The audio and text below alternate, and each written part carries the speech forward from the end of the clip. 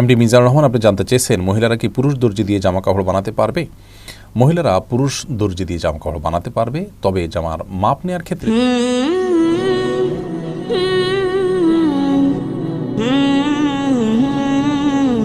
MD Mizanur Rahman, আপনি জানতে চেয়েছেন মহিলারা কি পুরুষ দর্জি দিয়ে জামা কাপড় বানাতে পারবে?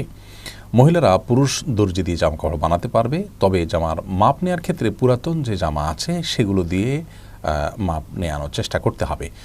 কোনো মেয়ে মানুষের শরীরে ফিতা দিয়ে স্পর্শ করে জামার মাপ নেওয়া এটা পুরুষ দর্জির জন্য জায়েজ নেই, আর সে সুযোগ দেওয়া নারীর জন্য জায়েজ নয়।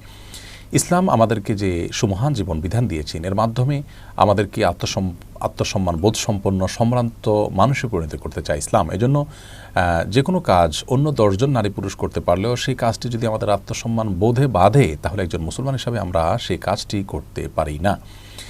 আপনার সামনে দুটি পথ স্পষ্ট খোলা। একটি হলো যে আপনার জামাটা পরিপূর্ণ পারফেক্ট হবে, কিন্তু আপনার দিনদারি এবং তাকওয়াতে ত্রুটি হয়ে আপনার দেখা দিবে। আরেকটি পথ হলো যে দিনদারি এবং তাকওয়াটা ঠিক থাকবে, আর জামাতে হয়তো একটু ত্রুটি হতে পারে।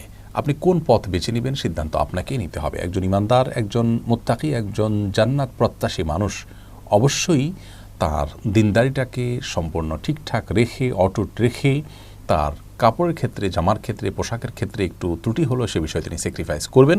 কারণ জামা এটা একান্ত সাময়িক একটি বিষয়, কিন্তু আমার দিনদারি যার বিনিময়ে অনন্তসীমকালের জান্নাত আমাকে পেতে হবে, সেটি ঠিক রাখাটা আমার জন্য অনেক বেশি গুরুত্বপূর্ণ। এজন্য পুরুষ দর্জির কাছে গেলে আত্মসম্মান বোধের বিষয়টি এবং শরীয়তে পর্দার যে বিধানের বিষয়টি আছে সেটি খেয়াল করবেন। এ বিষয়ে আজকাল আমরা অত্যন্ত নির্লজ্জ হয়ে যাচ্ছি। আল্লাহ তাআলা আমাদেরকে হেফাজত করুন। অনেক দর্জি দোকানে তো আপনার ড্রেসিং রুমে গিয়ে আপনার জামার মাপ দেওয়া হয়, একজন পুরুষ একজন নারী সেখানে থাকেন। একজন পুরুষ একজন নারী নির্জনে কোনো কক্ষে থাকাটা সুস্পষ্টভাবে আলাদা হারাম। কারণ এর ফলে মানুষ বাজে চিন্তা কল্পনার জগতে হাবুডুবু খায়, মনে মনে কল্পনার জগতে জেনা করতে থাকে।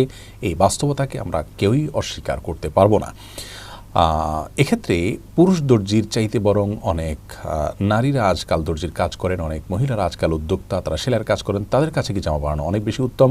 হ্যাঁ, তারা হয়তো এত বেশি প্রফেশনাল না, তাদের জামা হয়তো এত বেশি পারফেক্ট হবে না। একটু আগে যে কথাটি বললাম যে আপনার দিনদারিতাটা পারফেক্ট থাকলেও জামা হয়তো একটু ত্রুটিপূর্ণ হলেও সে বিষয়টিকে মেনে নেওয়া একজন ইমানদার মানুষের জন্য অধিকতর বুদ্ধিমানের কাজ। তাছাড়া একজন নারীকে আপনি স্বাবলম্বী হওয়ার ক্ষেত্রে এবং প্রতিষ্ঠিত হওয়ার ক্ষেত্রে, উদ্যোক্তা হিসাবে সফল হওয়ার ক্ষেত্রে, তার জীবিকা নির্বাহের ক্ষেত্রে আপনি তাকে সহায়তা করলেন, তার কাছে কাজ দেওয়ার মাধ্যমে, সেটি হলো আমাদের জন্য সবচাইতে নিরাপদ।